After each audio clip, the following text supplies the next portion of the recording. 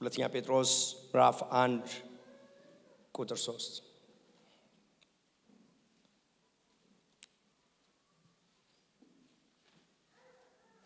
ባለፈው ሳምንት በአማኝ ህይወት መንፈስ ቅዱስ ሚኒመም 3 ስራዎችን ጥቅልል አድርገን ብናወራ 3 ነገሮችን ይሰራል።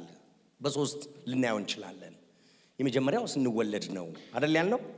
የተወለደ ይታጠባል አይደል?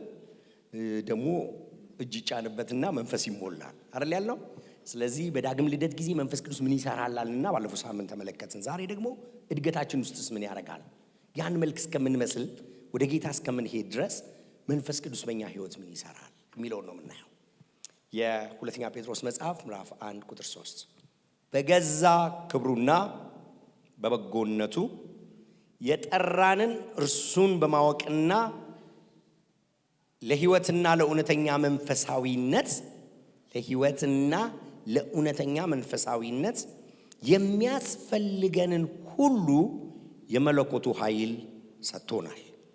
አስደናቂ ነው አይደል? ይሄ በገዛ ክብሩና በበጎነቱ የጠራንን እሱን በማወቅ ለህይወትና ለእውነተኛ መንፈሳዊነት የሚያስፈልገንን ሁሉ የመለኮቱ ኃይል ሰጥቶናል። ከክፉ ምኞት የተነሳ በዓለም ካለው ምግባረ ብልሹ ህይወት አምልጣችሁ ከመለኮታዊ ባህሪ ተካፋዮች እንድትሆኑ በእነዚህ ነገሮች አማካኝነት እጅግ ታላቅና ክቡር የሆነውን ተስፋ ሰጥቶናል። ሉቃስ ወንጌልና የሐዋርያት ሥራን መጽሐፍ እያመሳሰልን ከመንፈስ ቅዱስ አንጻር ስናይ ነበርና በጣም ልቤን የነካኝን ነገር ልነግራችሁ ነው። ሉቃስ በጣም በሚገርም ሁኔታ መንፈስ ቅዱስ ላይ ኢንፈሲስ ያደርጋል። በጣም የሉቃስ የትምህርት ቲሞች የሚባሉ አሉ። በቃ ጭብጦች አንዱ መንፈስ ቅዱስ ነው። አንዱ ሳይሆን ዋናው መንፈስ ቅዱስ ነው። እና ምን ያደርጋል ሉቃስ? የሉቃስ ወንጌልን ሲጽፍ መጀመሪያ ላይ መንፈስ ቅዱስ እንዴት ሬሚናንስን ቅሬታዎችን እንደሚፈልግ በጣም ይሄ ሰርች የሚያደርግ የሆነ ናቪጌተር ነገር ነው መንፈስ ቅዱስ። ጨለማ የተዘባረቀ ሃይማኖት የበዛበት በጣም የጨለማ ዘመን ነው የሚባለው ያ ዘመን። ዮሐንስ እና ጌታ ኢየሱስ ክርስቶስ የመጡበት ዘመን 400 ዓመት የጨለማ ዘመን ነው የሚባለው። ድቅድቅ ጨለማ፣ እግዚአብሔር አይናገርም፣ ነቢያት የሉም፣ ሰው ሁሉ ሃይማኖት በዛ። እግዚአብሔር ዝም ሲል ታውቃላችሁ ሃይማኖት ይበዛል። እግዚአብሔር ዝም ሲል ሁሉም እንዲመሰለውን ስለሚያደርግ እንደ መሳፍንት ዘመን በቃ ዝብርቅርቁ የወጣ ነው። በጣም አምልኮ የተበላሸ ነው፣ ስርዓቱ የተበላሸ ነው፣ የሰው ባህሪ የተበላሸ ነው። ኤቭሪቲንግ በጣም እንትን ነው። እና እዛ ድቅድቅ ጨለማ ውስጥ መንፈስ ቅዱስ ሰርች ሲያደርግ ታገኙታላችሁ። እና በሙሉ የሚያገኛቸው ጎጆችና ቤቶች የሚገርሙ ናቸው። ለምሳሌ ዮሐንስን የወለዱት እናትና አባቱ ቤት ገብቶ በቃ ገና ሆድ ውስጥ እያለ በመንፈስ ቅዱስ የሚሞላ ሕፃን ነው እናንተ ያላችሁ። እና ስለነሱ ንጽህናና ቅሬታ መሆናቸውን ሲናገር ጻድቅ ነበሩ፣ በእግዚአብሔር ፊት ያለ ነቀፋ ነበሩ። መጀመሪያ ይመሰክርላቸዋል። ከዛ በኋላ ከናንተ የሚወለደው መንገዱን የሚጠርግ ነው፣ በኤልያስ መንፈስ የሚሄድ ነው፣ ከሆድ ነው መንፈስ ቅዱስ የሚሞላው ይላል። እና አባትየው መንፈስ ቅዱስ ወልዶበት ይላል ትንቢት ተናገረ ይላል። ዝም ብሎ አይደለም የሚያመጣው። እናትየው ማርያምን ሄዳ ስትጎበኛት መንፈስ ቅዱስ ወረደባት ይላል። የጌታዬ እናት አለች ይላል። አሁን ዝም ብሎ አይደለም እነዚህን የሚናገረው እነዚህን ጎጆች። ከዛ ደግሞ መንፈስ ቅዱስ ሲሄድ ታገኙታላችሁ። ከዛ ማርያም ጋር ይገባል። አንቺ ጸጋ የተሞላሽ ነሽ፣ የእግዚአብሔር ኃይል ይመጣብሻል ይላታል። መንፈስ ቅዱስ በአንቺ ላይ ይመጣል ይላታል። አሁንም ስለ መንፈስ ቅዱስ ነው የሚያወራው። በዚህ ምክንያትም የሚወለደው የልዑል አምላክ ይባላል፣ የልዑል ልጅ ይባላል ይላል። እና ይቀጥልና ሕፃኑ አደገ። ከዛ ወደ መቅደስም አመጡት። አንድ በመንፈስ የተረዳ ሽማግሌ ደግሞ ያሳያቸዋል። በመንፈስ በዛ ዘመን አንደርስታንድ የሚያደርግ ሰው። ከዛ በኋላ በዚህ ዘመን ውስጥ የእስራኤልን መጽናናት ሳያይ እንደማይሞት በመንፈስ የተረዳ።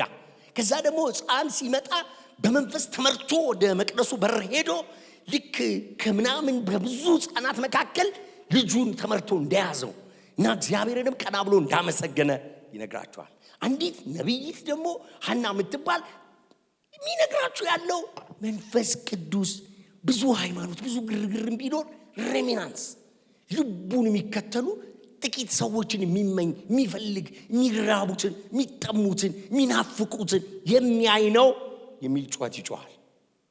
ሐዋርያት ሥራ ውስጥም እንደሱ ነው የሚያደርገው። ሐዋርያት ሥራ መጽሐፍ ምዕራፍ 2 ከዚህ ጋር በጣም ነው የሚመሳሰለው። ላሳያችሁ። ሐዋርያት ሥራ መጽሐፍ ምዕራፍ 2 መንፈስ ቅዱስ ሲወርድ እንዴት ናሬት እንደሚያደርገው ላሳያችሁ። ምን ይላል?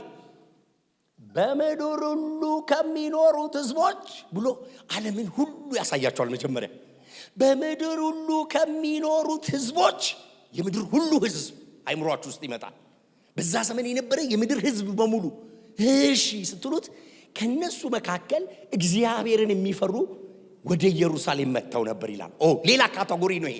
የምድር ሁሉ ህዝብ አለ፣ እግዚአብሔርን የሚፈሩ ደግሞ ምን ማለት ነው? ይሁዲነትን የተቀበሉ ሊሰግዱ ወደ ኢየሩሳሌም የመጡ ነበሩ ይልና ሁለተኛ ካቴጎሪ ያስቀምጥና ሌሎች ደግሞ በሆነ ሰገነት በሆነ ቤት ውስጥ እየጸለዩ እየተጠባበቁ ያለ ይላል። እስቲ ጩና አሜን በሉኝ። መንፈስ ቅዱስ እንደዚህ ነው የሚያደርገው። ልብ ያያል፣ ጥማት ያያል፣ ፍላጎት ያያል፣ ረሃብ ያያል። ለዚህ ነው ጌታ ኢየሱስ ቆሞ ማንም የተጠማ ቢኖር ወደ እኔ ይምጣ ብሎ ይጮህ። ጮኻችሁ አሜን በሉኝ። የህይወት ውሃው ህዝብ ከሆዱ መፍለቅ የፈለገ ሰው መጠማት፣ መራብ፣ የሱን ወግ የሱን መንገድ መከተል አለበት ይላል። አስገራሚ ነገር ነው። በጣም ተገረምን። እግዚአብሔር ሆይ ሬሚናንስ አድርገን በዚህ ዘመን ካለ ያንተ ካልሆነ መንገድ ለይተህ በአንተ የመንፈስ ቅዱስ እሳት በዚህ ዘመን ሊመጣ ካለው ትልቅ ከዛ ያንተ ወጀብ ያንተ ንፋስ ያንተ ጠል ያንተ ማረስረስ ጊዜ ላይ እንዳንተላለፍ ዛሬ በጸጥታ መኖርን አስተምረን፣ ካንተ ዱካ አለመለየትን አስተምረን፣ ቃልህን መውደድን አስተምረን፣ ካንተ ጋር መሄድን አስተምረን፣ አንተ ያልከውን ማለትን አስተምረን፣ አንተ ያለህበት መኖርን አስተምረን። ጩና አሜን በሉኝ እስቲ። ጩና አሜን በሉኝ እስቲ። ከኔ ጋር አንድ ደቂቃ ብትጸልዩ ደስ ይለኛል። እጆቻችሁን ከፍ አድርጋችሁ እንዲህ እንደሆነ ነው የምፈልገው። ጌታ ሆይ እንደ ሉቃስ ወንጌል እንደ ሐዋርያት ሥራ መንፈስ ቅዱስ የማያልፈው ሰው መሆን እፈልጋለሁ። መንፈስ ቅዱስ የማያልፈው ሰው፣ ረሃቡ ብዙ የሆነ ጥማቱ ብዙ የሆነ እግዚአብሔርን የሚፈልግ ሰው መሆን ነው የምፈልገው። ጌታ መንፈስ ቅዱስ በዚህ ዘመን በዚህ ጊዜ ያላንተ እግዚአብሔር ሆይ የማንችልበት ልንጋፋው የማንችል በኃይላችን በእውቀታችን ልንታገለው የማንችል ተራራ ከፊታችን አለ። በአንተ መንፈስ ከሆነ በአንተ ብርታት ከሆነ በአንተ ኃይል ከሆነ ደርምሰነው የምናልፍ ንጠነው የምናልፍ ልጆቻችንን ሊገዳደር የሚፈልገውን ዘመን በመንፈሴ ነው እንጂ በኃይላችሁ አይደለም በብርታታችሁ አይደለም ብለሃልና በጌታ በኢየሱስ ስም ጸልያለሁ። በዚህ ውስጥ ባሉት ላይ መንፈስ ይምጣ። ኃይል ያግኛቸው፣ ጸጋ ያግኛቸው። በኃይል አይደለም በብርታት አይደለም በእውቀት አይደለም በሰው ትጋት አይደለም፣ በአንተ መንፈስ ነው በአንተ ኃይል ነው። ይህ ጉባኤ የተሞላ ይሆን። ጩና አሜን በሉኝ እስቲ። መንፈስ ቅዱስ የሬሚናንስ መንፈስ ነው። ያ በክርስትና ህይወታችን ለማደግ መንፈስ ቅዱስ ምንድን ነው የሚያደርገው? መጽሐፍ ቅዱስ እግዚአብሔርን መምሰል ራስን አስለምድ፣ የምድራዊ ስፖርት መስራት ለጊዜው ይጠቅማል ብሎ ከስፖርት ጋር ነው የሚያገናኘው። እግዚአብሔር ደግሞ ለእውነተኛ መንፈሳዊነት የሚያስፈልገንን ሁሉ ሰጥቶናል ይላል። ጂም ቤቱ ሙሉ ነው ይላል። አሜን በሉኝ። በደም ቦርጭ ማጥፊያ ማስፈልጉ የሰውነት ቅርጾች የተወለደው አዲሱ ሰው እንዲገነባ እንዲታነጽ እንዲሰራ የሚያስፈልጉት መሳሪያዎች ሁሉ ጂም ቤቱ ሙሉ ነው። ስለ ጂም ቤቱ ማወቅ ጥቅስ ማወቅ አይደለም የሚያስፈልገው። ስፖርት መስራት፣ ገመድ ማንሳት፣ መለማመድ፣ እግዚአብሔርን መምሰል ኤክሰርሳይዝ ማድረግ፣ መሳሪያዎቹን ማንሳት መጠቀም፣ መንፈስ ቅዱስን መሞላት፣ በሱ መመራት፣ ከሱ ጋር ሆኖ መጸለይ። እስጩና አሜን በሉኝ። ከመንፈስ ቅዱስ ጋር በሆነ ጉዞ እንጂ እንዲያው ስለብዛ ነገር ማወቅ አይደለም፣ መመዝገብ አይደለም። ልክ እኔ ብሬን እንደምከፍል ብር ከፍላችሁ አስራሰጣችሁ መባስጣችሁ መንፈሳዊነት አይመጣም። መንፈሳዊነት የሚመጣው የመለኮቱ ኃይል የሚያስፈልገን ሁሉ ሰጥቶናል። ቤቱ ሙሉ ነው። አንዱ ከተሰጠን ነገር ዛሬ ማወራችሁ መንፈስ ቅዱስ ይባላል። ምን ነው ባህሪ አይቀየር? ምን ነው አልለወጥ? 20 ዓመት ይሄው ዓመት ሆነኝ ውሸት አልተዋለኝ። መንፈስ ቅዱስን ትተን እውነተኛ መንፈሳዊ ህይወትን ማሰብ የለብንም። በክርስትና ህይወት መኖር ማደግ ጌታ መንፈስ ቅዱስን ትቶ የእግዚአብሔርን ህይወት መለማመድ እንዳታስቡት። ደቀ መዝሙርነት የጌታን ሕይወት መለማመድ የሚያስፈልገን ከሆነ ጂም ቤት ውስጥ መገኘት ብቻ አይደለም። ጂም ቤት ውስጥ ያሉትን ጋይዱ እሱ ነው። ጋይድ የሚያረጋል አይደል? ጂም ቤት ውስጥ ጋይድ የሚያረጋው እሱ ነው። አሁን ይሄን ካነሳ፣ አሁን እግዚአብሔርን ቃል ካነሳ፣ አሁን ወደ ጸሎት ከገባ፣ ከኔ ጋር ሆነ በዚህ መልኩ ከቃተትክ፣ አሁን ከኔ ጋር ሆነ ይሄን ካደረክ፣ መንፈስ ቅዱስ በሚሰጥ ጋይዳንስ ከሄድክ አሮጌውን ነገር ታወልቃለህ። ጩና ምን በላይ አሮጌውን ነገር እያወለቀ አዲሱን ነገር መልበስ ትጀምራለህ። ክፉ ነገር እየወለቀ ደቀ መዝሙር የማይሆነውን ደቀ መዝሙርነት የማይመስለውን ክፉ ነገር ሁሉ እያወለቀ ትሄዳለህ። እንደው በሌሎች ጥቅሶች ዝም ብዬ የሆነ ነጥቦችን ልንገራችሁና ሮሜ መጽሐፍ ላይ መሰረት አድርጌ ጥቂት ነገር ልጨርስ። ግን የዛሬው መልእክቱ ሲጠቀለል የመለኮቱ ኃይል የሚያስፈልገንን ሁሉ ሰጥቶናል። ሮሜ መጽሐፍ ላይ ነው ቤዝ ማድረገው። ግን ከሮሜ መጽሐፍ ውጪ ያሉትን አንዳንድ ነገሮች ላሳያችሁ። ለምሳሌ መንፈስ ቅዱስ እውነተኛውን መንፈሳዊ ሕይወት እንድንኖር አንዱ በዮሐንስ ወንጌል ላይ የተነገሩት ብዙ ናቸው። ለምሳሌ ወደ እውነት ይመራችኋል ተብሏል። ዋትስ እውነት? ምንድነው እውነት? መጽሐፍ ቅዱስ እንደዚህ ይላል። ኤፌሶን መጽሐፍ ምዕራፍ 5 ቁጥር 21 እንደ አሕዛብ እንድትኖሩ አልፈልግም፣ በአስተሳሰባቸው ከንቱነት እንደሚመላለሱ እንደ አሕዛብ እንድትኖሩ አልፈልግም። በጌታ ስር ሆንኩኔ ለምናችኋለሁ እንደ አሕዛብ እንዳትኖሩ ብዬ። እነሱ ልቦናቸው ስለደነዘዘ በማይረካ ምኞት ስለሚኖሩ ልቦናቸው ስለጨለመ እና ከእግዚአብሔር ሕይወት ስለተለዩ ከግንዱ ስለተለዩ እንደዚህ ነው የሚኖሩት። እናንተ ግን ጌታን ያወቃችሁት እንዲህ ባለ መንገድ አይደለም። እርሱን አላያችሁት እንኳን ቢሆን በእርሱ ያለውን እውነት ከመንፈሱ ተምራችኋል ይላል። አንድ እውነተኛ ሕይወት አለ። ይኸውላችሁ በምድር ላይ ዲሲቭ መደረግ የለብንም። ጨዋነት ክርስትና አይደለም። ጨዋ መሆን አይደለም ክርስትና። ይኸውላችሁ እኔ ሌባውን እንዳይሰርቅ ማድረግ የፌዴራል ዱላ ይበቃል።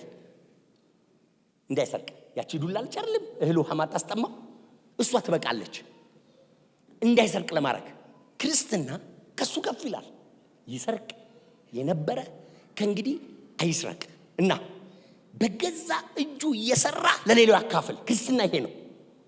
የሆነ ነገር ማቆም አይደለም።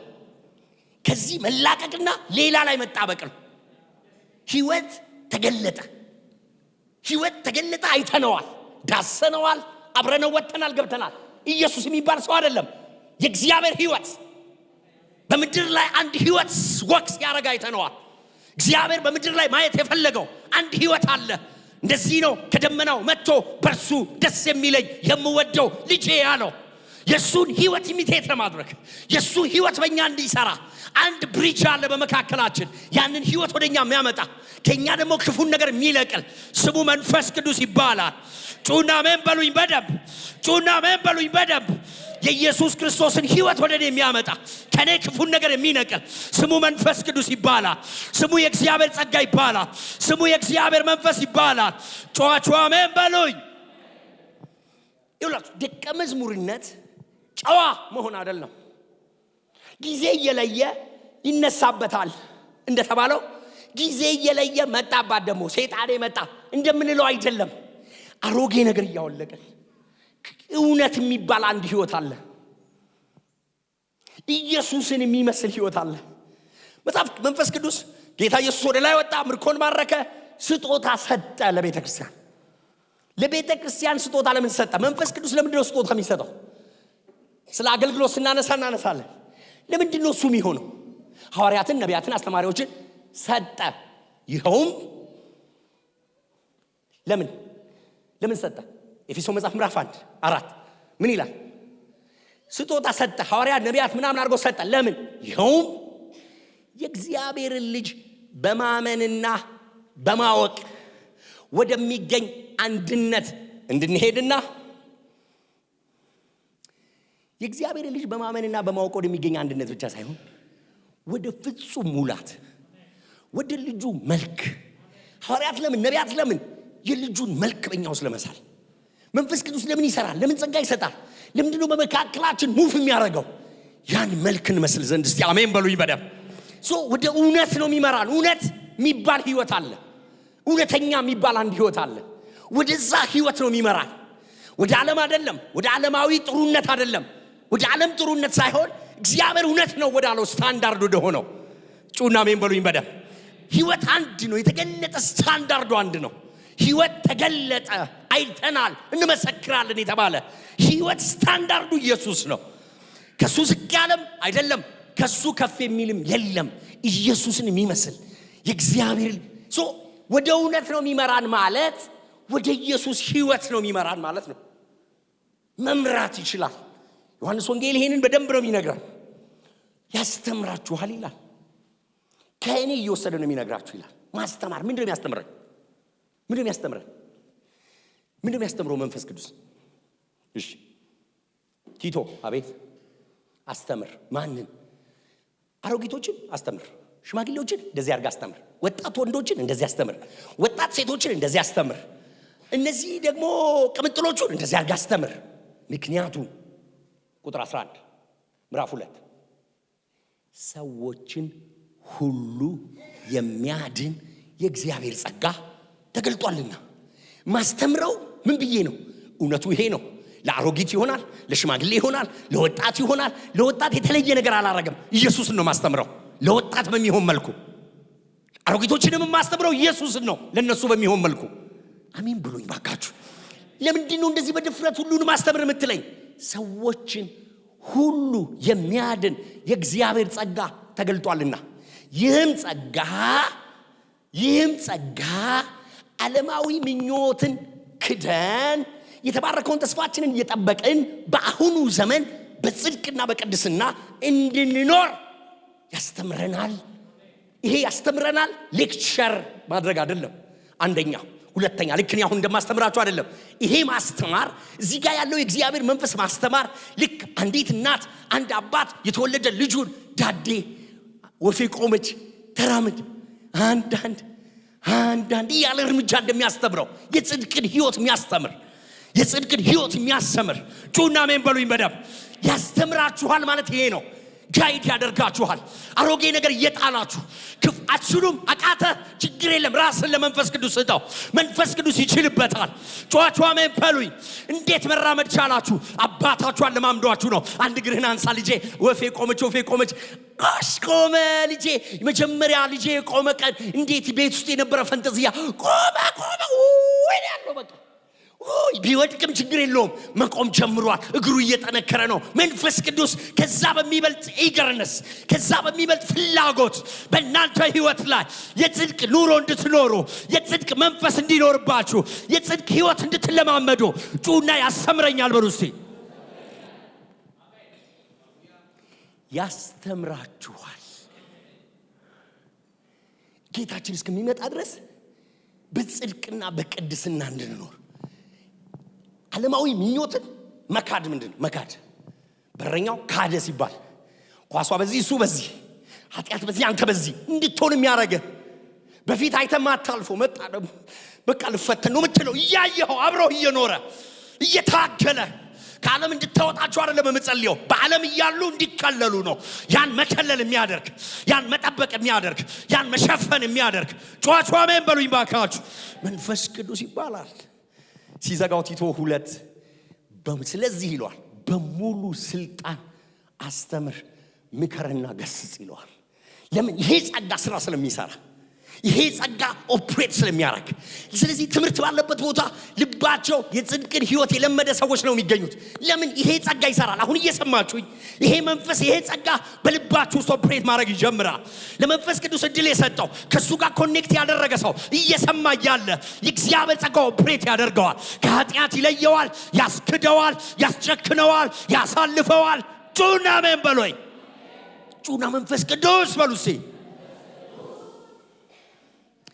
አያችሁ መንፈስ ቅዱስ ያስተምራል ማለት ነው ጌታ ኢየሱስ በዮሐንስ ወንጌል እኔ በቃ ሄዳለሁ ይላል ገና ቆንጭጮች ናቸው እየካዱ ነው ቀጥሎ ክደውታል እዚህ ጋር እኮ ገንዘብ አለ እዚህ ጋር እኮ ስልጣን አለ እዚህ ጋር እኮ ምን አይነት እንደሆኑ ታውቃላችሁ እሱ ሲመጣ አስተማሪው አስተማማኝ ነው አያችሁ ደህንነት ካሜራ ምናምን አርገንባችሁ በየቤታችሁ በየመስሪያ ቤታችሁ ክርስቲያን ልናረጋችሁ አንችልም። ለመንፈስ ቅዱስ እንሰጣችኋለን። እናንተ ብቻችሁን አንስታችሁ መንፈስ ቅዱስን ከተቀበላችሁ እሱ ህይወታችሁን ኦፕሬት ማድረግ ይጀምራል፣ መስራት ይጀምራል፣ መነቀል ያለበትን ይነቅላል፣ ያስተምራችኋል የጽድቅን ህይወት ዳንቴ እያስባለ እሽሩሩ እያለ አሮጌውን ነገር እየጣላችሁ ክፉን ነገር እየጣላችሁ ጩና አሜን በሉኝ። እስቲ የቅድሙን የኤፌሶንን መልእክት ልጨርስላችሁ። እናንተ ግን ጌታን ያወቃችሁት እንዲህ ባለ መንገድ አይደለም። እሱን አላያችሁት እንኳን ቢሆን ስለሱ ተምራችኋል ይላል። ማን ነው አስተማሪው? መንፈስ ቅዱስ። እና በምኞቱ የጎደፈውን አሮጌውን ሰው ማውለቅ ተምራችኋል ይላል። ማውለቅ መንፈስ ቅዱስ ካላስተማር አይቻልም። ሱስ ውስጥ ያላችሁ አሁን በዚህ ሰዓት ከስልክ ጋር በተያያዘ ከአጉል የዝሙት ስፒሪት ጋር የተያያዘ የውሸት ጋር የተያያዘ መንፈስ ቅዱስ ማስካድ ያስተምራል፣ ማውለቅ ያስተምራል። አንተ ብለው አልቻልክም፣ 3 ቀን ትተዋለህ፣ እዛው ትመለሳለህ። 1 ሳምንት ትያለሽ፣ እዛው ትመለሻለሽ። እጅሽን አንስተሽ ዛሬ ለመንፈስ ቅዱስ እድል ከሰጠኸው አሮጌን ነገር ማውለቅ የሚያስችል የእግዚአብሔር ጸጋ ዛሬ ይመጣል። አሮጌን ነገር የሚያስወልቅ እስቲ ጩና አሜን በሉኝ። በምኞቱ የጎደፈውን አሮጌውን ሰው አውልቃችሁ እንድትጥሉና ፈጣሪውን እንዲመስል የሚታደሰውን አዲሱን ሰው እንድትለብሱት ይላል። መንፈስ ቅዱስ ነው የሚያስወልቀው፣ መንፈስ ቅዱስ ነው የሚያለብሰው። የሚያለብስ የኢየሱስን ህይወት ነው፣ የሚያለብስ የልጁን ህይወት ነው። እስቲ ጩና አሜን በሉኝ። ትምህርት ማለት ጭንቅላት ማሳበጥ ማለት አይደለም። ትምህርት ማለት ማውለቅ መቻልና መልበስ መቻል ማለት ነው። አሮጌ ነገር ማውለቅ እንዴት ይችላል? አቅቶኛ አይደል? ይሁን እስከዛሬ ጾምኩ ይገርማል፣ ጸለይኩ ይገርማል፣ ለእንትና ራሱ ነገርኩት፣ እንትና እጅ ጫነብኝ። ስሚኝ እኔን መንፈስ ቅዱስን አገኘው። ጴጥሮስን ጴጥሮስ ያረገ ጴጥሮስን ኦፕሬት ያደረገው እሱ ነው፣ የነካው እሱ ነው፣ የለወጠው እሱ ነው፣ የቀየረው እሱ ነው። የማይሆኑትን የሚሆን ያደረገ እሱ ነው። የማይሆኑትን የሚሆን ያደረገ እሱ ነው። እሱ ነው ያስወለቃቸው፣ እሱ ነው አዲስ ያለበሳቸው፣ እሱ ነው ሌላ ሰው ያደረጋቸው። ጩና ያስተምረኛል በሉ። ማስተማር ምን? ማስተማር የጭንቅላት ጉዳይ አይደለም። መንፈስ ቅዱስ ያስተምራል ማለት እሱ ነው።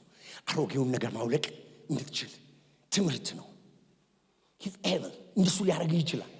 እንዴት ቻልክበት ትባላል። እንዴት ቻልክበት? እንዴት ቻልክበት? እንዴት ሆነልህ? እኔ አይደለሁ ትላለህ። አንተ ደግሞ መንፈስ ቅዱስ አስተማረኝ፣ ኮንቪክት አደረገኝ። አሜን በሉኝ። ዮሐንስ ወንጌል ላይ ሌላ የምትመለከቱት ነገር መንፈስ ቅዱስ ቆሮንቶስን ብትመለከቱ ይለውጣል ይላል።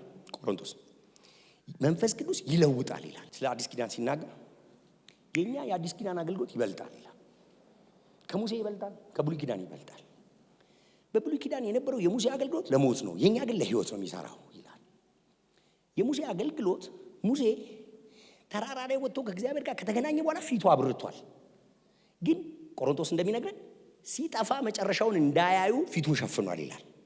አይቆይም ይላል። ይሄ ለውጥ አይቆይም ይላል። ይወጣል፣ ከእግዚአብሔር ጋር ይገናኛል፣ ፊቱ ያበራል። ሲወርድ ቆሮንቶስ እንደሚነግረን መጋረጃ ያደረገው ሲደበዝዝ መጨረሻውን እንዳያዩ ነው። ኖርማል ሰው ይሆናል። ከእግዚአብሔር ጋር ሲሆን ፊቱ ያበራል፣ ይለወጣል። ሲወርድና ትንሽ ሲቆይ ተመልሶ ሙሴ ይሆናል።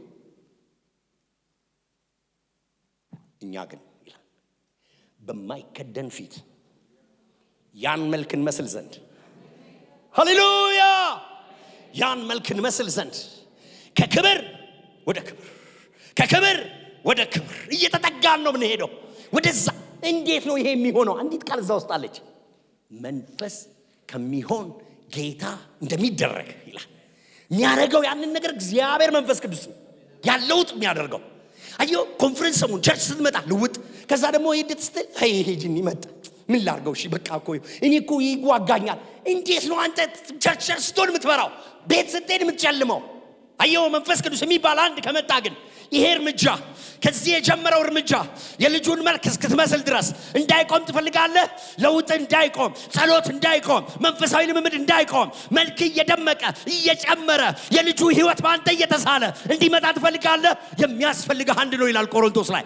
መንፈስ ከሚሆን ጌታ እንደሚደረግ ያን መልክ እንመስል ዘንድ ከክብር ወደ ክብር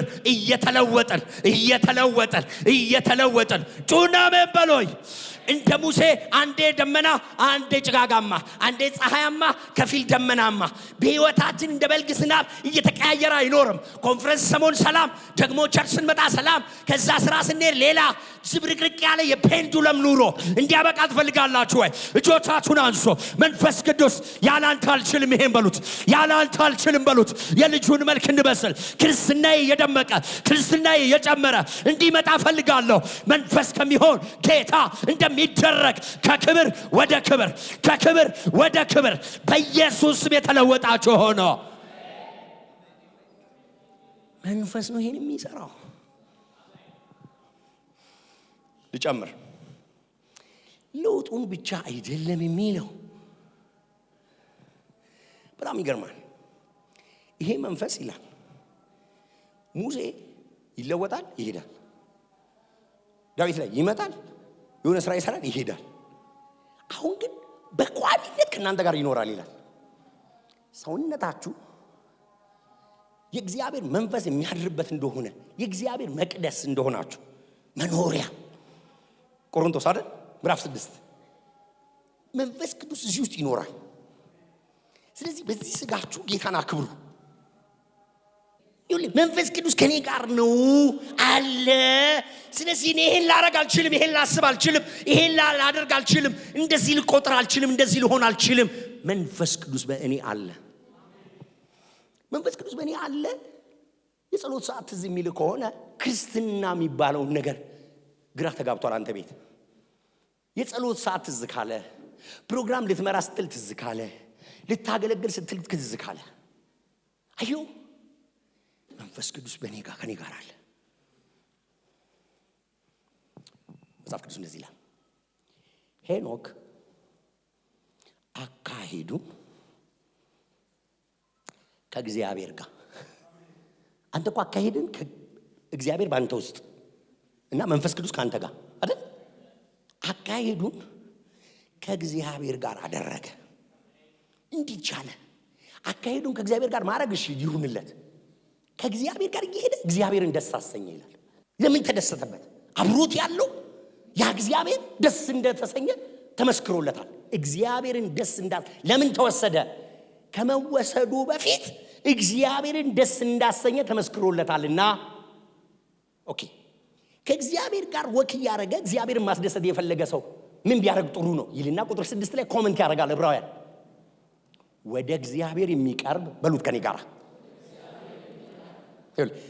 ወደ እግዚአብሔር የሚቀርብ በጸሎት ሊሆን ይችላል ወደ እግዚአብሔር ህልውናና ፕሬዘንስ የሚመጣ ሁለት ነገር ማወቅ አለበት ወደ እግዚአብሔር የሚቀርብ ሰው ሁለት ነገር ማመን አለበት እግዚአብሔርን ለማስደሰት አብሮ ለመሄድ እግዚአብሔር አለ ብሎ ማመን አለበት እሺ አለ በሉኝ እሺ ቸርች ብቻ ነው ከሚስት ጋር ጓዳ ውስጥ ቸርች ይያልክ ደሞ በሰው ፊት ይያልክ አልጋ ላይ ይተኮነ አልጋ ውስጥ አለ መንፈስ ቅዱስ ከልጄ ጋር ሳወራ አለ ለብቻዬ ሶሆን አለ ስልኬን ስነካካ አለ መብራት አጥፍቼ ከስልኬ ጋር ሳወራ አለ ብለህ ካመንክ ደስ ታሰኘዋለህ አሁን እኮ እዚህ ያለ ይሄን ስልክ ያየዋል ይሄን ሳስብ እኮ ይሄን ቻት እኮ ያየዋል አለ እኮ እዚህ ጋር እኮ እግዚአብሔር አለ እኛ እግዚአብሔር ፑልፒት ነው የሚመስለን መሰለኝ ቸርች ስንመጣ ነው በቃ እግዚአብሔር እኔ አምላክ ቁልቁል ብትወርዱ አለ ተራራ ብትወጡ አለ ጓዳ ብትገቡ አለ መምራት ብታጠፉ አለ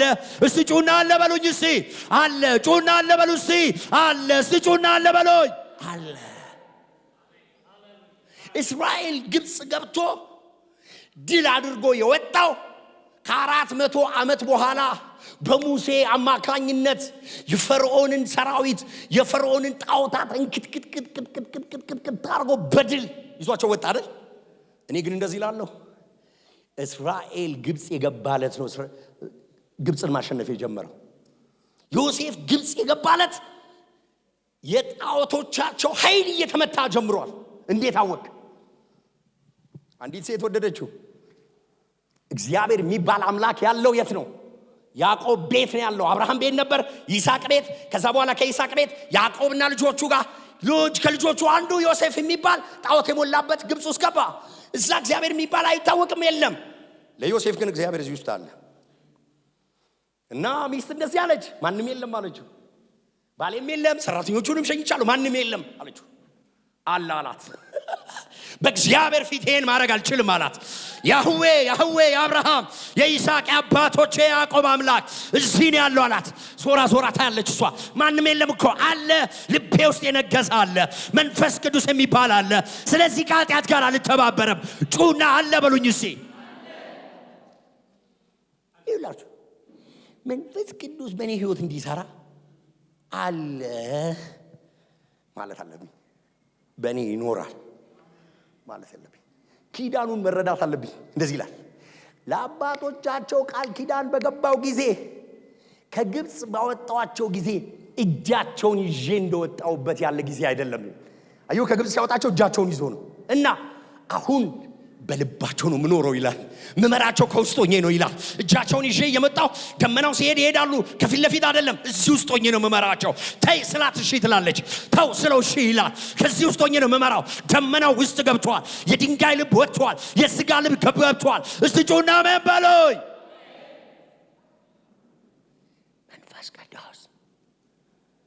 መንፈስ ቅዱስ የክርስትና ህይወቴን እንዲሰራ ማመን ካለብኝ ነገሮች ውስጥ አንዱ እሱ ነው። የመንፈስ ፍሬ ግን ይህንን የሚከለክል ህግ የለም የሚል ቃል አብሯቸዋል።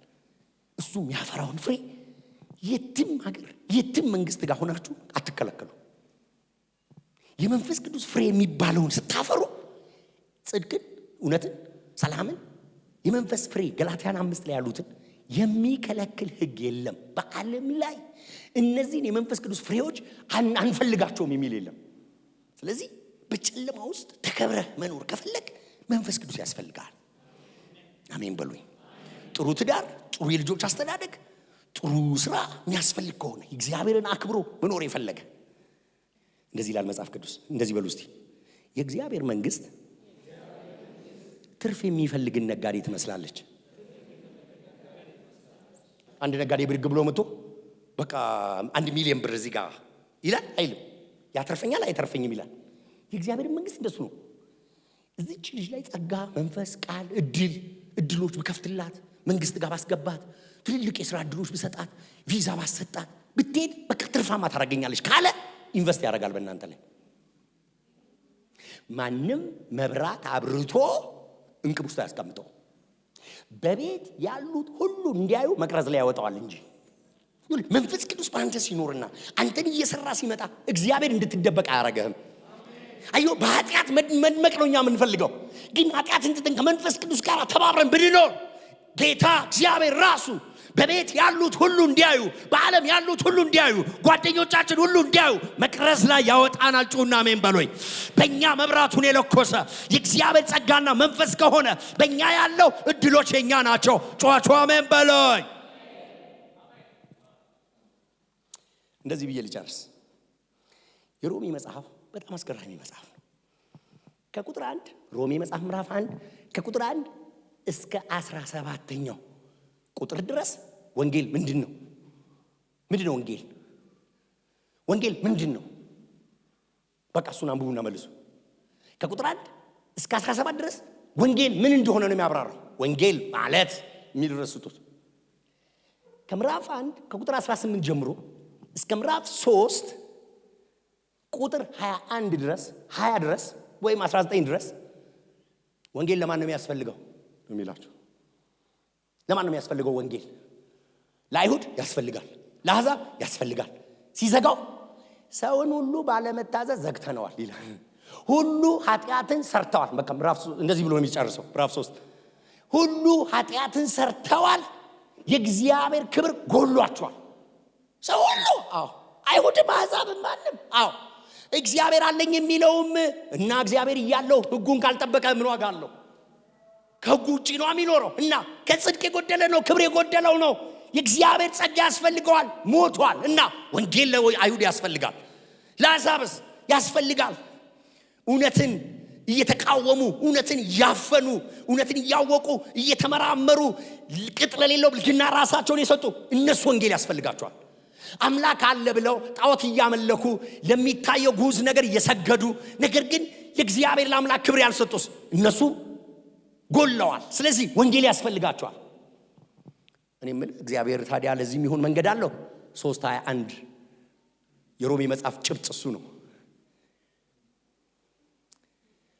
አሁን ግን ያለ ሕግ የሆነ የእግዚአብሔር ጽድቅ ተገልጧል ይላል። ምን? እግዚአብሔር ጽድቁን እንደጠበቀ ኃጢአተኛን ማጽደቅ የሚችልበት ድንጋጌ ተደነገገ ይላል።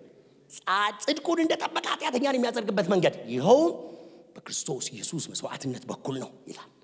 እግዚአብሔር ጽድቁን እንደጠበቀ ኃጢአተኛን የሚያጸድቅበትን መንገድ አዘጋጅቷል።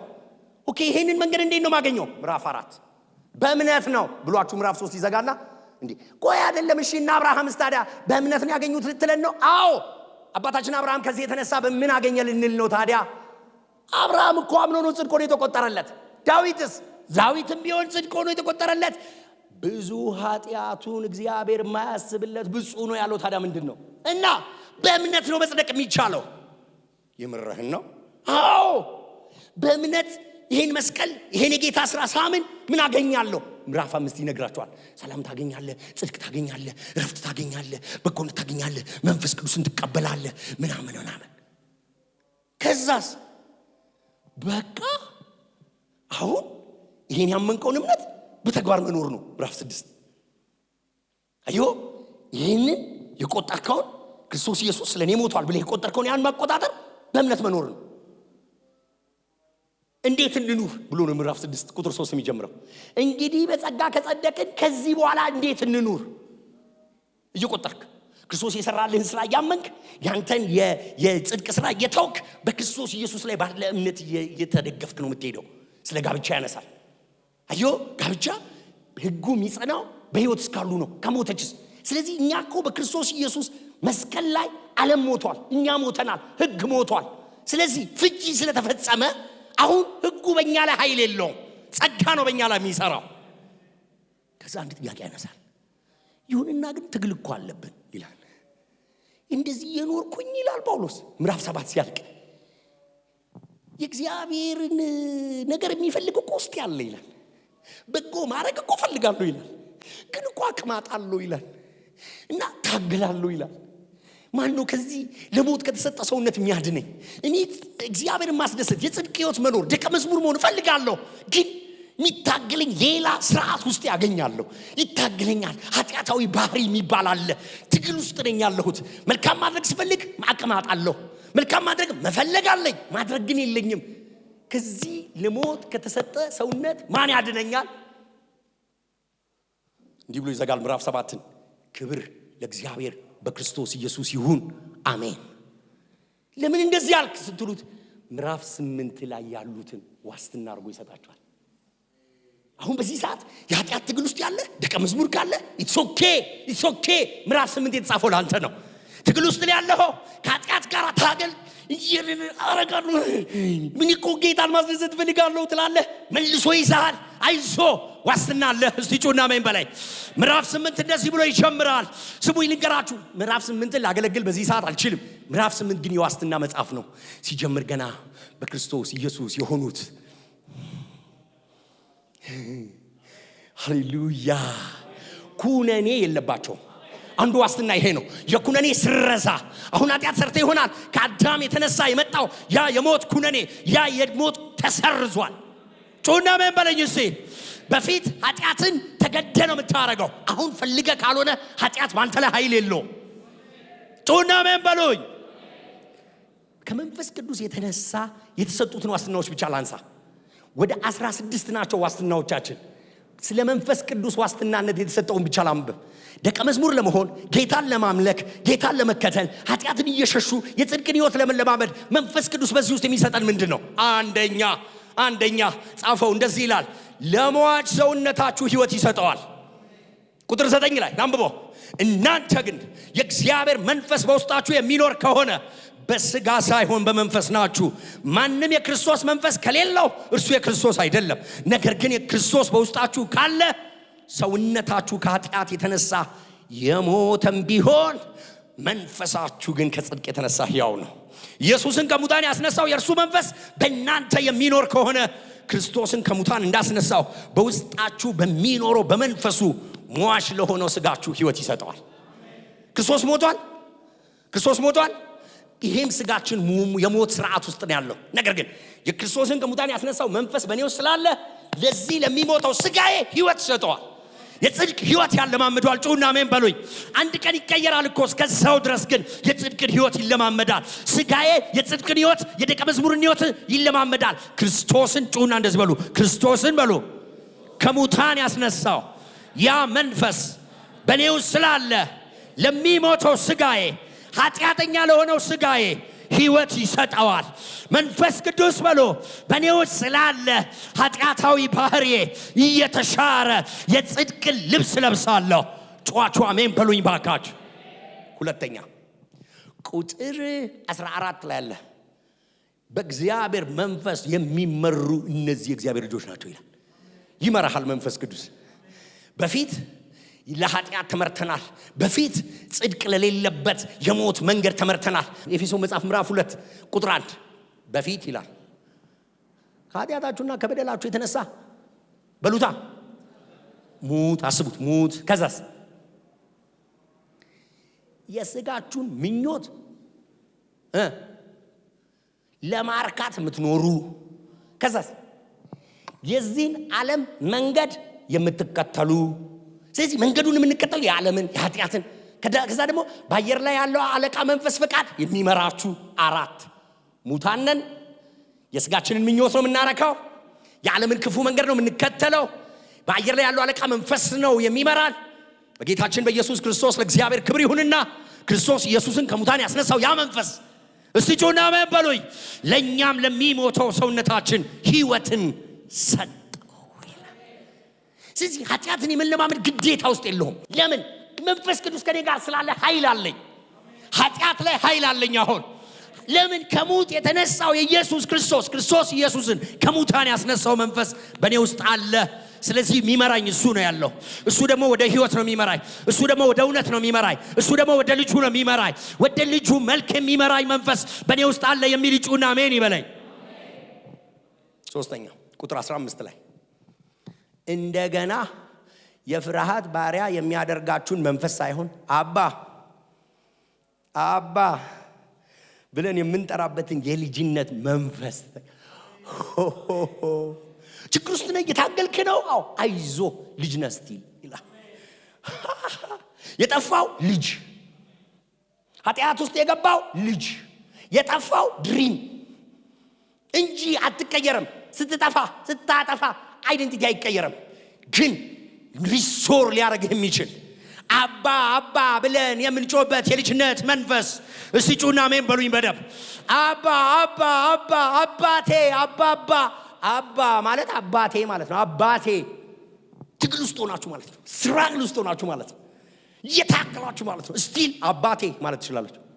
ለዚህ ነው መጽሐፍ እንደዚህ የሚለው። ከኔ ጋር በሉት በሚረዳንና በሚያስፈልገን ጊዜ ጸጋን ሊሰጠን ወደሚችል ወደ ጸጋው ዙፋን ይላል። አያችሁ ምሕረትን እንድንቀበልና በሚያስፈልገን ጊዜ ምሕረትን እንድናገኝ ወደ ጸጋው ዙፋን እንምጣ ይላል አይደል? አያችሁ አሁን በሚምረን ላደረግነው በሚያስፈልገን ጊዜ ጸጋን የሚሰጠን ለወደፊት ሁለቱንም ጊዜ እሱ ነው የሚሰራው። ላደረግነው ይቅርታን የሚሰጠን እሱ ነው። ለነገም ዋስትናችን እሱ ነው። ጨዋቹ አሜን በሉኝ። ወደ ጸጋው ዙፋን ሲሄድ ይቅር ብያለሁ ብቻ አይደለም የሚለው፣ አሁን ከዚህ በኋላ እንዳትሆን አደርግሃለሁ፣ እንዳትተኛ አደርግሃለሁ፣ ለሞት እንዳትተኛ ዓይንህን አበረዋለሁ፣ ጸጋ ሰጣለሁ፣ ኃይል ሰጣለሁ። በእምነት ወደ ጸጋው ዙፋን ሂዱ እንጂ የኋላችሁን እያወለቃችሁ አዲስ ነገር እንድትለብሱ ያደርጋችኋል። ጩና አሜን በሉኝ። እጆቻችሁን አንሱና አባ በሉት። እስቲ ጩና በሉት እንደገና። አራተኛ ነው። በጣም ጥሩ ተማሪዎች ናቸው። አራተኛው የልጅነት መንፈስ ነው። አምስተኛው መመስከር ነው።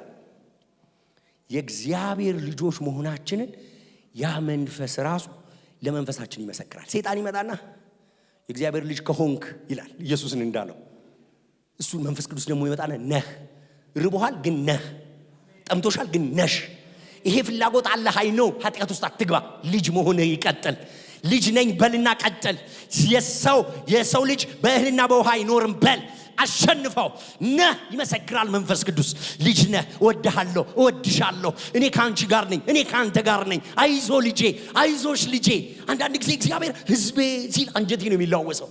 ህዝቤ ይላል እግዚአብሔር ሲል ወይ ነው ብሎ ለምን እያጽናናኝ ነው፣ እያበረታኝ ነው፣ ያደገፈኝ ነው፣ እያበረታኝ ነው። አይዞ አይዞሽ አይዞሽ ልጄ ይልሻል እግዚአብሔር ሲል ምን እያለን ያለው? ኃጢአት ውስጥ አትግቢ ያለው አብሬሽ እየመሰከረ ነው። ልጄ ነሽ፣ ልጄ ነሽ። ማንም እናት ልጇን ትረሳ ይሆናል፣ አልረሳውሽም፣ በእጄ ነው ያለሽው። እስቲ ጮና አሜን በሎይ፣ እስቲ ጮና አሜን በሎይ። ይመሰክራል። ስድስተኛ በጣም ነው የሚገርመው፣ ላንብበው። እርሱ ብቻ ሳይሆን የመጀመሪያውን የመንፈስ ፍሬ ያገኘን እኛ ራሳችን ይላል። ኦኬ መንፈስ ቅዱስ በእኛ ውስጥ ነው ያለው ማለት በቃ ማንሸነፍ፣ ኃይለኛ፣ ምን ጠረምስ፣ ምን ደረምስ ቫንዳምነን ማለት ነው አይደለንም። የመጀመሪያውን የመንፈስ ፍሬ የቀመስን እኛ ራሱ ከብዶን እንቃትታለን ይላል። ለምን ያለነው በወደቀ ዓለም በወደቀ ስጋ ውስጥ ነው። ውስጣችን ያለው ሰው አዲሱ እየታደሰ ይመጣል።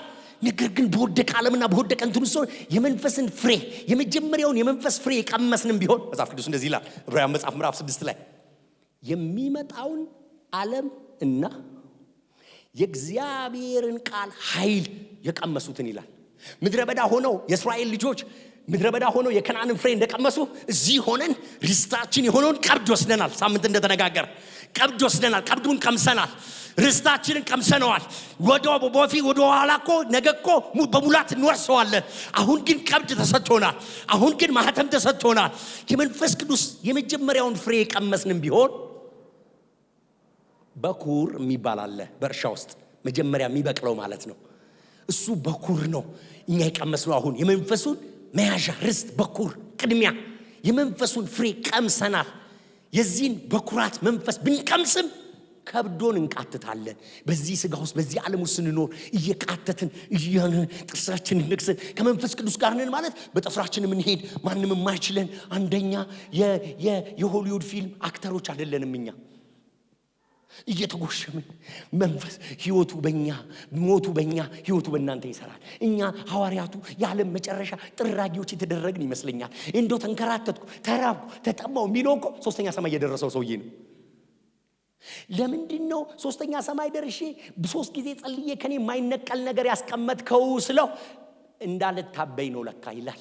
በመገለጥ ብዛት እንዳልታበይ የሥጋ መውጊያ ተሰጠኝ። ሶስተኛ ሰማይ ደርሻለሁ ብዬ እንዳላብጥ እዚች ጋር ደግሞ ይሰጠኛል አለ። ስለዚህ ከብዶን እንቃትታለን። ስለዚህ ይኸውላችሁ ችግር ውስጥ መግባታችን፣ መከራ ውስጥ መግባታችን፣ ፈተና ውስጥ መግባታችን መንፈስ ቅዱስ ከኛ ጋር አለመኖሩን አያሳይም። የእግዚአብሔር ልጅ ከሆንክ ርቦት እያለ ቀረበና ከሆንክ አለው። አየሁ እኔ እንደዚህ ነው የምለው። ሰይጣን እንደዚህ ነው የሚለው። የሌለሽን ነው የሚጠይቅሽ። ብርና ወርቅ ስጡኝ ሲል የለኝም በይው። ከሌለ ምን ችግር አለ? ግን ያለሽን ወቂ፣ ያለሽን ወቂ። መንፈስ ቅዱስ የሚባል ዝርግፍ ጌጥ የሆነ አላስነካም እሱን። የሌለኝን አውቃለሁ፣ የለኝም እሱ። አንገቴን አልደፋም። የዘላለም ሕይወት አለኝ፣ የክብር መንፈስ አለኝ፣ የጸጋ ጉልበት አለኝ፣ መድኃኒት አለኝ። እግዚአብሔር ከኔ ጋር ነው። ጨዋቸው አሜን በሉኝ እሴ። ስለዚህ ምን ይላል ጳውሎስ? እርሱ ብቻ ሳይሆን የመጀመሪያውን የመንፈስ ፍሬ ያገኘን እኛ ራሳችን የሰውነታችን ቤዛ የሆነውን ልጅነታችንን በናፍቆት እየተጠባበቀን በውስጣችን እንቃትታለን። የመጨረሻው እኛ ብቻ አይደለንም የምንቃትተው፣ ሌላ አጋር አለን። ከብዶን ስንቃትት ይላል መጽሐፍ፣ ፍጥረትም ይቃትታል ይላል አይደል? እዚሁ ክፍል ላይ ፍጥረትም ይቃትታል ይላል፣ እኛም ከብዶን እንቃትታለን ይላል። ሌላ ቃታሽ ያመጣል፣ ድካማችንን ያግዛል ይላል። ድካማችንን ያግዛል። እንዴት እንደምንጸልይ አናውቅም። በውስጣችን ሆኖ በማይነገር መቃተት እንቺ ስትቃትቺ፣ አንቺ ስታነክሺ ሌላ አብሮ የሚጮሃለ፣ ሌላ አብሮ የሚያቃትታለ፣ የሚያበረታታ፣ አይዞሽ የሚል የሚደግፍ፣ የሚያጽናና ውስጥሽ የሚቃትት ሌላ መንፈስ አለ። ጩና አሜን በሉኝ እስቲ። ድካማችንን ያግዛል ይላል። ደክሞሽ እየቃተትሽ ነው፣ ሌላ መንፈስ ቅዱስ ደግሞ ያንቺን ድካም የሚያግዝ የሚቃትት የሚማልድ ለሱ ድል ትሰጪዋለሽ ወይ? ለህይወትሽ እንዲቃትት፣ ለቤትህ እንዲቃትት፣ ለትዳር እንዲቃትት፣ ለልጆች እንዲቃትት። እኔ አላቅም፣ ደካማ ነኝ፣ እንዴት እንደሚጸልይ አላቅም። እግዚአብሔር መንፈስ ቅዱስ እጆቻችሁን አንሱና እስቲ አንተ እንድትቃትት እፈልጋለሁ። እኔ ቃትታለሁ አልልም። መንፈስ ቅዱስ አንተ እንድትቃትት እፈልጋለሁ።